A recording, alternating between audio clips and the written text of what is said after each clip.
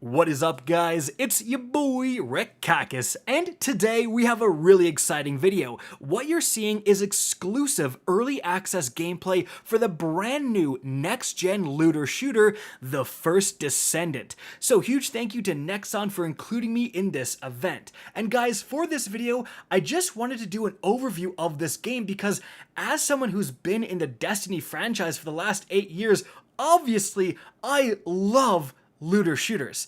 But unfortunately, whenever one comes out, the Destiny community gets all weird about it. Like, some people are like, bro, this is gonna be the Destiny killer. I swear when this game comes out, I'm never touching Destiny again.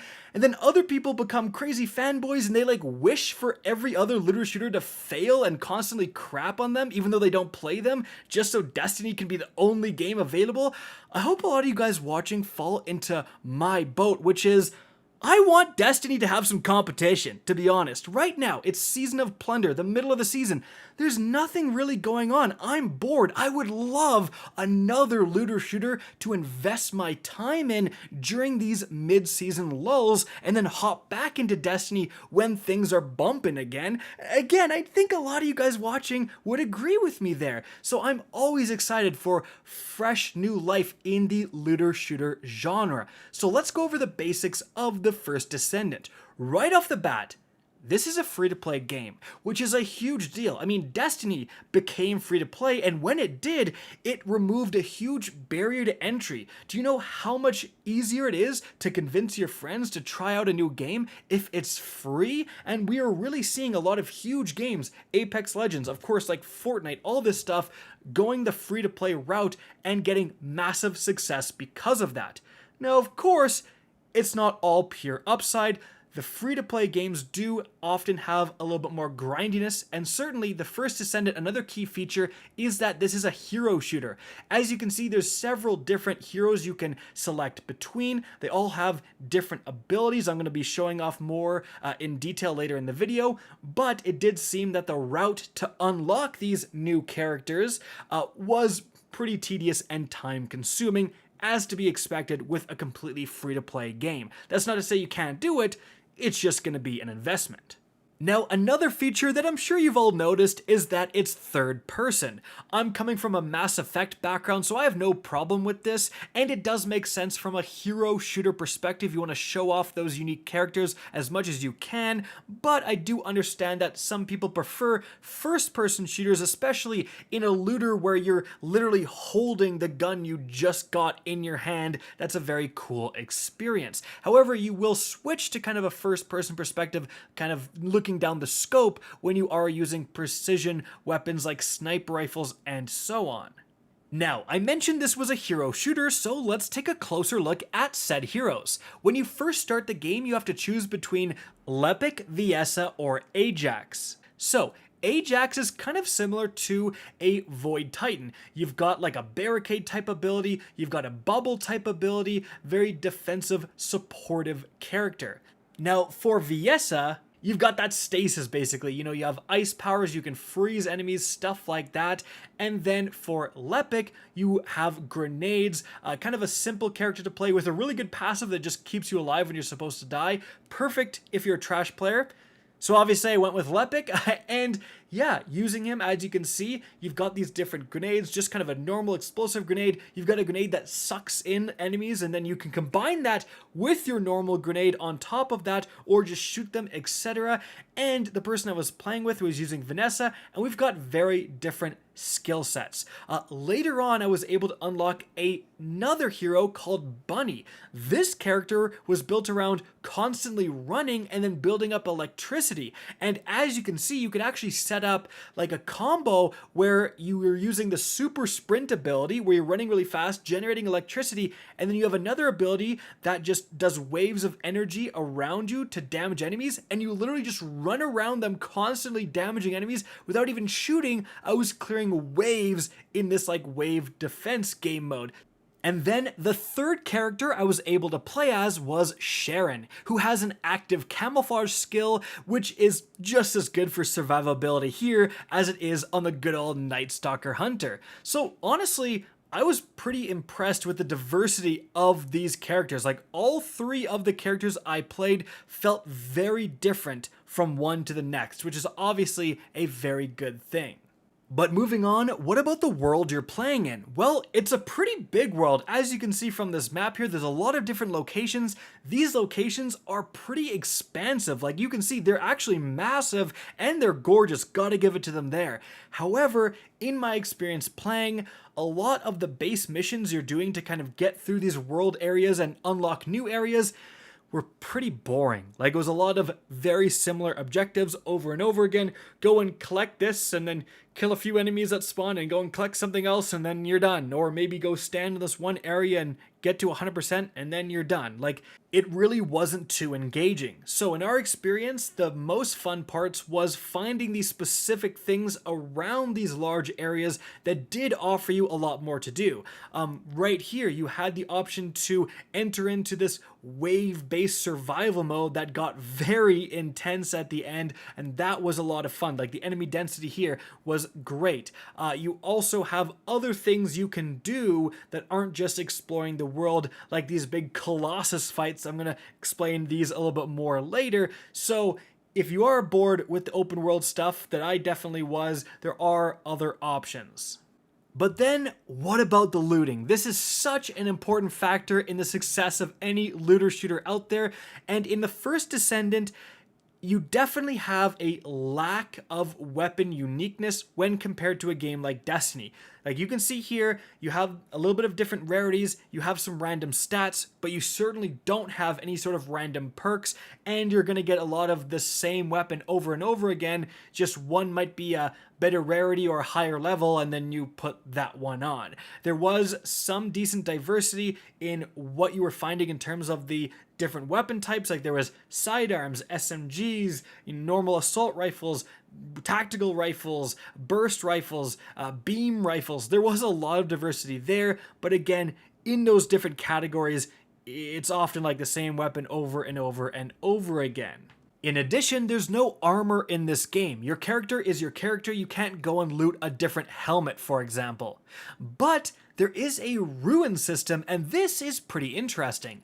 So first of all, you have your Descendant rune. Like this is your character runes, and these can change your health regen. It can give you more health, more defense. Certain runes will give you positives but also negatives. For example, it'll increase your shield by quite a bit but lower your max HP. So like, do you want to invest in a huge shield, or do you want to invest in huge HP, huge defense? Like all of that stuff is available here. And then you have all these different runes, like you have Storm Rune, Torrent Rune, Wave Runes, Thunder Runes, and Haze Runes. All of these are for specific types of weapons. So you can see right here, Storm Runes will affect your submachine guns, assault rifles, and handguns, and then you have Torrent Runes, and those affect machine guns, tactical rifles, and beam rifles. And the diversity here was again pretty impressive. We weren't able to see any like gold rarity weapons. Perhaps those are unique, similar to exotic weapons in Destiny 2, but we were able to see gold rarity runes. And as you can see, some of these, I mean, this one right here, a chamber load, on weapon change, rounds not consumed for 5 seconds. So for 5 seconds, you have unlimited ammo. So depending on the type of gun, this could be very, very powerful. You have another one that gives you a 10% boost to your running speed on a hit. You have another one that on hit, the enemy defense goes down, kind of like weakening them, and it even stacks. You have ones that increase your own defense for getting kills and stuff like that. So not only are these pretty diverse, but you can stack a lot of them. The system is that each of these runes have a certain cost that you can see in the top right corner, and you have an overall rune capacity that you can see right here. So, if your rune capacity is 35, right, you can have 3 that cost 10 and 1 that costs 5, right? That's it. So you're trying to balance like putting on these powerful ones that cost a lot and then some more minor ones to fit in some extra runes, but this whole system I was impressed with. You could get some pretty cool variety, and you could really affect your character's power with this rune system. Now, does it make up for a somewhat lacking weapon system and no armor system, that's up to you, but just letting you know how the loot works. But then, what about Endgame? Well, we didn't get to experience too much, however, we were given access to level 40 characters with some sweet loot, and the activity we were given access to was these Colossus fights, which is what you're seeing in the background gameplay, and this, by far, in my opinion, was the coolest and funnest thing about this game. So you have these very different Colossuses, like fighting one to the next. They have completely unique boss mechanics. They all share some similarities. For example, they have like weak points you're trying to go after, but yeah, they are pretty intense, and they all take place in this kind of unique arena here. It is a little bit different, I think, for each different Colossus, but in this arena you have destructible environments that the normal like world environments don't have, so that's like pretty cool. Like you're hiding behind cover, then suddenly the Colossus will just shoot a beam right through your cover, and you're like, oh my god, you're scrambling to get back into cover.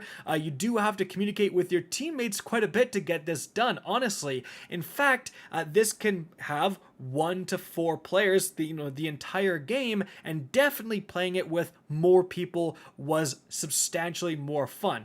Also, difficulty wise, it did kind of seem like if you're playing this solo or in a duo, it was pretty difficult at certain times. But then 4 players, a lot of content was a breeze. So that's kind of an aside. The difficulty spikes in this game may need a little bit of work to be ironed out, but this is still, a very early build, so I'm not going to hold that too much against them. But back to these Colossus fights, again, they were extremely intense. And we failed a few times, but when we did and went back to the social space, the team would reconvene and we would talk about loot and switch things up. I remember putting on a tactical rifle and then adding a bunch of runes that increased weak point damage, and that really made a big difference. And that gameplay loop of like changing your loot, getting everything just right, improving your build to overcome this challenge, that's exactly what you want from a looter shooter.